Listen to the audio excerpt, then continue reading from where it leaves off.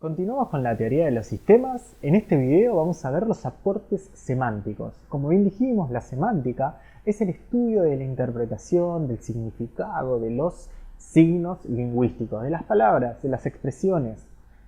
¿Qué era un signo? Es algo que representa algo. Entonces, a través de palabras vamos a representar la teoría de los sistemas y las organizaciones. Así como Freud acuñó en el año 1900-1910 la palabra inconsciente y quedó en el lenguaje diario, y hoy les digo inconsciente y cualquiera de ustedes entiende lo que es, la teoría de los sistemas también aportó muchas palabras. Hoy vamos a ver casi 20 en este video para poder ir profundizando y entendiendo cada vez más la teoría de los sistemas. Algunas son palabras que ustedes utilizan a diario y ya reconocen. Es más, la primera que vamos a ver es justamente la palabra sistema, que ya la definimos en el anterior video, pero que repetimos. ¿Qué es un sistema? Es un conjunto de elementos interrelacionados, interconectados, que tienen un fin determinado. Es un conjunto de partes que arman un todo. Y bueno, ya dijimos que las organizaciones eran un sistema, que el ser humano es un sistema y demás. Y antes, ¿no se utilizaba la palabra sistemas? Sí, ya varios autores habían hablado de la palabra sistemas, pero nunca nadie como Bertalanffy, nunca nadie había profundizado en una teoría para poder empoderar ciertas ciencias como lo hizo Bertalanffy. Antes de Freud, ¿se hablaba de la palabra inconsciente? Sí, muchos autores y filósofos habían hablado de lo no consciente, de lo que no tenemos conciencia, pero ninguno hizo una teoría y interpretó la palabra inconsciente como lo hizo Freud. Ninguno antes había interpretado la palabra sistema como lo hizo Bertalanffy. Entonces, específicamente, no hablamos de creación de palabras, hablamos de resignificación de palabras, resignificación de conceptos.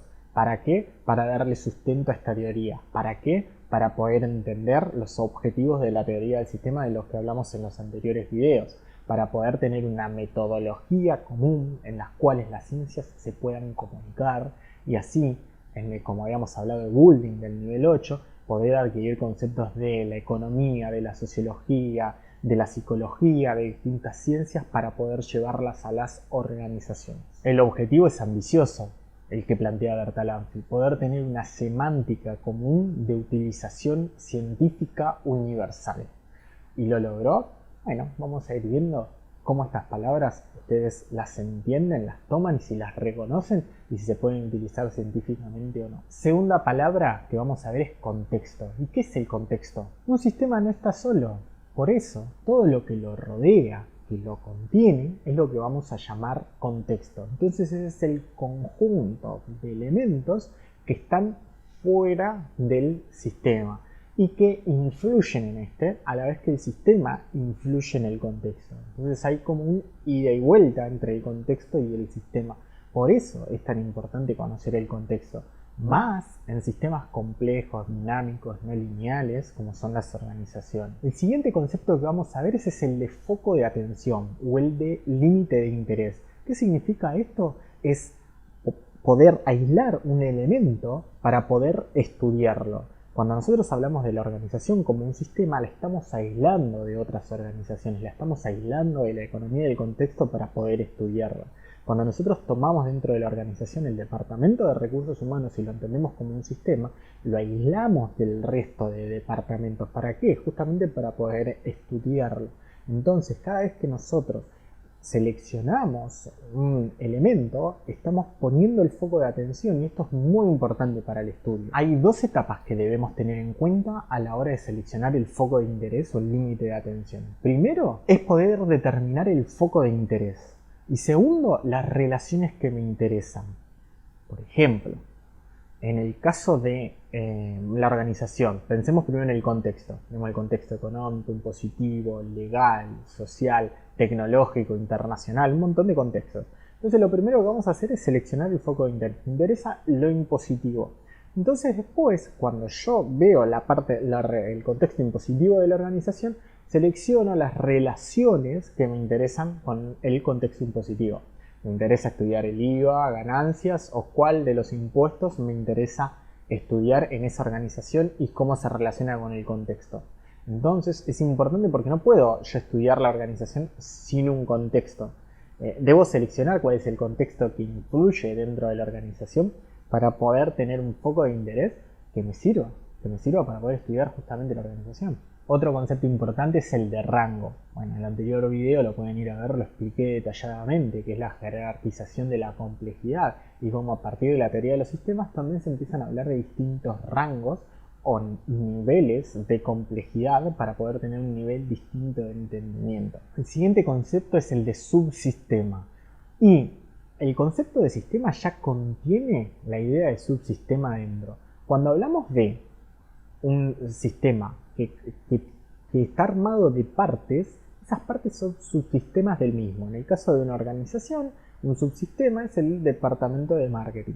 En el caso de un cuerpo humano, los subsistemas son los órganos que forman ese cuerpo. El sistema respiratorio, el sistema digestivo, el sistema linfático. Hay un montón de sistemas, de subsistemas que conforman el sistema que justamente estamos estudiando. Entonces acá es donde aparece también otra vez esta idea del rango. Como bien habíamos dicho, el nivel 7 de Building era el de los seres humanos. El nivel 8, ¿no?, es el de las organizaciones. Y si ustedes ven, las organizaciones sociales, debajo tienen el nivel 7, en un rango inferior tienen otro, o sea, seres humanos, que debajo de un nivel inferior tienen los órganos, que debajo de un nivel inferior tienen las células. Y esto se relaciona totalmente con los niveles de Building. Obviamente esa es la clasificación de Building, pero se pueden hacer otra clasificación también de distintos rangos. Entonces, mientras voy bajando del rango, voy llegando a niveles cada vez más bajos o subsistemas, volvemos a la misma palabra, a la misma definición, dentro de ese sistema general. Otro punto importante también para mencionar es que el último nivel, el último rango, atomiza el sistema. ¿Qué significa? Que sería como el átomo del sistema, y esa atomización es un elemento que no tiene relación con otros elementos. Por eso deja de ser un sistema, porque le falta la interacción, la interconexión entre otros elementos justamente para poder cumplir el concepto de sistema. Otro concepto importante es el de variables. ¿Y qué son las variables? Son todos los elementos que constituyen al sistema. Y vamos a señalar que dos tipos de variables en esta clase. Las variables operadoras y las variables parámetros. Las variables operadoras son justamente las que operan o las que influyen en el sistema, las que de alguna manera están activas. Y por el contrario, las variables parámetros son las variables que están inactivas, que están parametrizadas, quietas. Es esta idea de los economistas cuando hablan de ceteris paribus, que es todo lo demás constante. Bueno, eso justamente es la idea de parámetro. Para poder estudiar una variable operadora, yo lo que hago es parametrizar, dejar quietas todas las demás variables. Y una variable, un elemento del sistema, en un momento dado puede ser parámetro y en otro momento puede ser operadora. Por ejemplo, en el sistema digestivo, mejor dicho, cuando comemos, ¿es variable operadora o variable parámetro? Claramente el sistema digestivo, cuando estamos comiendo, es una variable operadora. Ahora, mientras dormimos, el sistema digestivo dentro del cuerpo humano está actuando como una variable operadora o como una variable parámetro.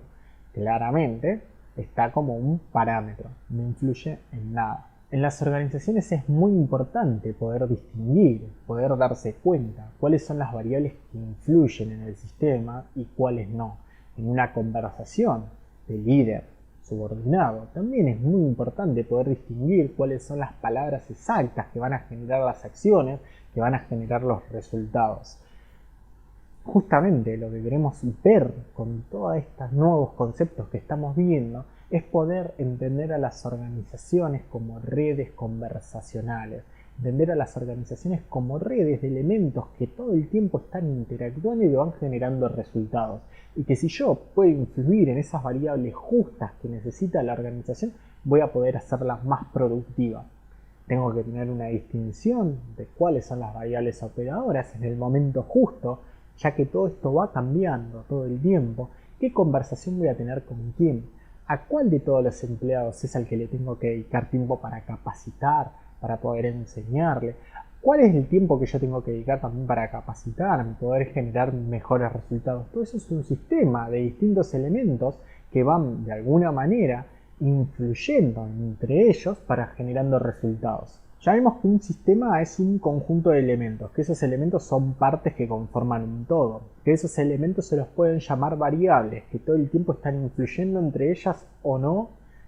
Pensemos en organización también, que esos también son subsistemas que a la vez contienen otros sistemas, y todos son sistemas que van interactuando e influyendo entre ellos. A eso vamos a sumarle otro concepto más. ¿Cuál? El de caja negra. Y este concepto es precioso. Es poder entender, que lo voy a poner acá en el video, el sistema común: entradas, procesos, salidas y feedback, que me retroalimenta la entrada. Justito me llegó un mensaje al celular, por eso me quedé quieto. Entradas, procesos, salidas, feedback. Son 4 conceptos que van a ver durante toda la carrera. Lo van a ver en la administración de la producción, en la administración del personal. ¿Por qué? Porque depende del sistema, voy a tener distintas entradas, distintos procesos, distintas salidas. Y pensemos, les voy a dar un ejemplo. En el caso del proceso, a lo que llamamos caja negra, es ese proceso que no sabemos qué es lo que ocurre bien. Podemos tener una idea, pero no sabemos exactamente qué ocurre para que me genere resultados. Ejemplo, para que lo puedan entender: el cerebro. ¿Cuáles son las entradas que tiene el cuerpo a través de los sentidos, que genera un proceso por el cual después ustedes estudian y les va bien o les va mal? Ustedes van a una entrevista de trabajo, les va bien o les va mal. En ese momento están con un montón de estímulos en la caja negra, que es el cerebro, que a mí me permite actuar de una determinada manera, que me permite decir X cosa. Bueno, esas son entradas, procesos y salidas. Entonces yo después de ese proceso voy a tener un resultado, y ese resultado lo puedo tomar como feedback para en la próxima entrevista, en el próximo cliente que yo visite, dar otras entradas. En un proceso productivo, generalmente las entradas que tenemos son de materias primas, de obviamente el personal que va a trabajar estas materias primas. En una organización también, bueno, la parte de capital, de dinero, son todas entradas que yo hago para que en el proceso de la organización, en el día a día, en la construcción, en la inversión, pueda tener unos resultados positivos o negativos según la contabilidad. Son ganancias o pérdidas. A través de los resultados que yo voy ocasionando, voy teniendo un feedback y digo, bueno, ¿estamos ganando o estamos perdiendo? ¿Estoy perdiendo? Bueno, vamos a cambiar algo, sin dudas, ¿no? Entonces eso es la idea de entender el sistema. Pero está bueno, cuando tomamos el sistema de la organización, lo vemos como entradas, procesos y salidas. Pero si bajamos a ese subsistema, también podemos entender que en el departamento de recursos humanos vamos a tener entradas, procesos, salidas y un feedback. Entonces cada sistema de la organización va a tener entradas, procesos y salidas. Y ahí es cuando el análisis se profundiza. Y ahí es cuando yo puedo tener mayores distinciones de cada sistema dentro del sistema. Y ahí es cuando yo empiezo a complejizar todo de tal manera que todas las variables influyen con todas y yo no sé exactamente bien por qué se produce el resultado. Puedo tener una idea, pero no puedo estar seguro. Bien, otro concepto importante siempre a tener en cuenta es la alimentación delantera. ¿Qué significa? Es tener un control, un filtro en las entradas del proceso. Es decir, que yo pueda tener un estímulo que me permita detectar errores antes de que ingresen al sistema. Por ejemplo, una entrevista de empleados, una entrevista de recursos humanos es una alimentación delantera, porque me permite poder detectar si el empleado tiene las condiciones necesarias para poder entrar a la organización. Lo mismo puede ser una detección de materias primas defectuosas. Si yo, por ejemplo, tengo un restaurante y puedo detectar qué mercadería, materia prima está buena y no está buena, me puede a mí ahorrar tiempo y ahorrar inconvenientes, como por ejemplo que algún proceso de alguna comida salga en mal estado en lo que sería la salida del proceso. El siguiente concepto es la homeostasis, que es la adaptación permanente al contexto. Es la transformación que puede ir sufriendo el sistema a medida que el contexto cambia. Por dar un ejemplo, el termómetro es homeostático. Cambia la temperatura del ambiente, cambia la detección del termómetro. Entonces, Una de las conclusiones que podemos sacar de este concepto es que si tengo un sistema altamente homeostático, significa que ante cualquier cambio en el contexto va a repercutir y va a ocasionar un cambio en el sistema. ¿Qué significa que una organización sea altamente homeostática? Que cualquier cambio en el contexto puede repercutir en el sistema. Si yo tengo una alta homeostasis, por ahí cualquier cambio en el contexto puede repercutir en las ganancias o pérdidas de las organizaciones. Generalmente las organizaciones son homeostáticas, se adaptan, se transforman con el contexto. Otro concepto es la entropía, que es la tendencia del sistema a la deformación, al caos. Es el desgaste, por ejemplo, que puede tener un sistema. Un auto, el motor de un auto se desgasta, entonces yo por esa entropía que tiene el sistema tengo que utilizar mecanismos de control. Así como yo controlo una vez, depende del tiempo que tenga el auto, en el mecánico, una vez cada tanto utilizo mecanismos de control para detectar justamente este desgaste, esta deformación constante del sistema. En una organización también lo puedo hacer con procesos de detección de calidad de productos, con indicadores que pueda tener en la organización para ver cómo marcha el proceso, cómo marchan los empleados, cómo marcha la información, cómo marcha en sí la empresa. El siguiente concepto que vamos a ver es la permeabilidad. ¿Qué significa la permeabilidad? El grado de relación, o mejor dicho, de intercambio de energía e influencia entre el sistema y el contexto. Si el sistema tiene una alta permeabilidad, es lo que vamos a llamar, lo que muchos autores llaman un sistema abierto. Si tiene una baja permeabilidad, es un sistema cerrado. Me parece importante señalar que esta interrelación entre la organización, entre el sistema y el contexto, siempre, es decir, va a tener unos grados de permeabilidad. No hay ningún sistema completamente cerrado, ni ningún sistema completamente abierto. Acá también me gusta dar el ejemplo del ser humano. El ser humano, que pareciera que es un sistema muy abierto, no es tan así, es más bien cerrado. Igual depende de dónde pongamos el foco de atención. Si lo ponemos que la única relación que tenemos con el contexto son los sentidos, es la vista, el olfato, el tacto, es el único, de alguna manera, como yo puedo detectar estímulos exteriores. Si yo no tendría más los 5 sentidos, sería un sistema cerrado. Alguien que no puede ver, que no puede escuchar, que no puede oír, sería totalmente un sistema cerrado. Entonces, digo, ¿qué tan abierto es el ser humano? Las organizaciones pasa exactamente lo mismo. Parece que es un sistema abierto, pero ¿qué tan abierto es? ¿Cuál es la relación que tiene con el contexto? ¿Dónde están esos puntos de contacto, esa influencia, esa permeabilidad? Está bueno traerlo al análisis, por eso utilizamos esta palabra también en la teoría de los sistemas y en el mundo organización. Siguiente concepto, centralización y descentralización. Ya lo vimos con Fayol y Taylor, que significaba una empresa centralizada, una toma de decisiones centralizada. Pero acá, en teoría de los sistemas, lo que vamos a decir es que la centralización de un sistema significa que hay un elemento que dirige, comanda, influencia a muchos otros elementos. ¿Y esto es bueno o es malo? Y no es ni bueno ni malo, sino que es distinto, es diferente. Un sistema centralizado, es decir, donde tengo un elemento, un jefe, un líder, que de alguna manera centralice toda la toma de decisiones e influencie en todas las otras personas, en todos los otros elementos, a mí me puede facilitar el control.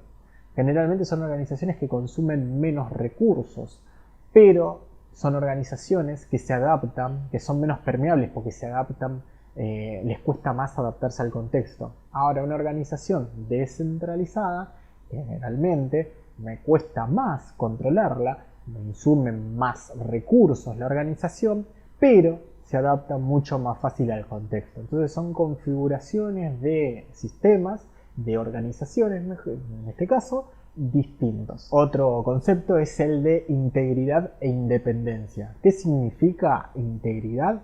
Que al modificar un elemento del sistema modifica muchos otros elementos. Hoy las organizaciones más que nunca tienen que estar integradas para poder seguir una misma visión, para poder ir detrás de unos mismos objetivos. Pero esta integración hace que si yo modifico alguno de los elementos, alguno de los departamentos, me modifique toda la organización. Entonces tengo que estar siempre muy atento a que esta integración, que sin duda que es positiva, pero también puede tener unos daños colaterales.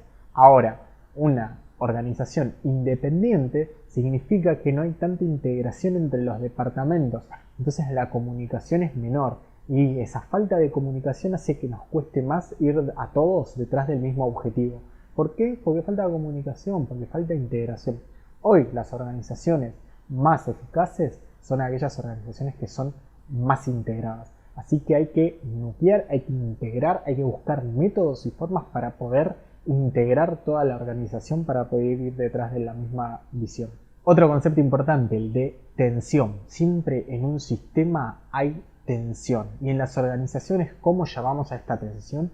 Conflicto. Teoría del conflicto. Ya lo vamos a ver en muchas clases de acá en adelante cómo gestionamos el conflicto. Lo que le pasaba a Taylor y Fayol es que querían eliminarlo, erradicarlo a través de principios y formas y métodos que ya vimos. Los que le pasó a Alton Mayo y a la Escuela de Relaciones Humanas es que quería erradicarlo a través de relaciones armoniosas, relaciones entre personas amorosas, de entendimiento. Entonces este intento de las anteriores escuelas de erradicar, de eliminar el conflicto, de eliminar una tensión que siempre va a existir, me genera resultados negativos. Después vamos a ver, vamos a profundizar mucho en teoría del conflicto en las organizaciones. El conflicto siempre está, hay que gestionarlo. Entonces vamos a ver herramientas para gestionar ese conflicto, nunca jamás para intentar eliminarlo. Y este concepto que estamos viendo de tensión se representa en las organizaciones como el conflicto. Es como en el ser humano la sangre que corre, todo el tiempo disculpen, la sangre que corre en el ser humano, que no se puede de alguna manera frenar, parar, es la tensión necesaria energética que necesita el sistema para funcionar. Otro concepto que vamos a ver es el de armonía. ¿Qué significa? Es el nivel de compatibilidad entre el sistema y el contexto. ¿Qué quiero decir? Es que cuando el contexto necesita que el sistema sea estable, el sistema actúa estable. Pero ahora, cuando el contexto necesita que el sistema sea dinámico, el mismo actúa con dinamismo. Las organizaciones tienen que ser armoniosas. Cuando el contexto lo exige, tienen que cambiar rápido. Cuando el contexto exige que se tienen que quedar quietos y esperar, tienen que ser también sistemas estables, que no cambien. Y el último concepto que vamos a ver es el de éxito. Éxito en el sistema. ¿Qué significa? Poder lograr cumplir el objetivo que se plantea el sistema. Un sistema tiene que lograr un grado de éxito aceptable para poder continuar en el contexto, para poder seguir funcionando, para poder continuar con vida, en el caso de las organizaciones, para poder subsistir, generar ganancias y generar rentabilidad. Entonces el éxito siempre lo tenemos que tener en cuenta a la hora de hablar de sistemas.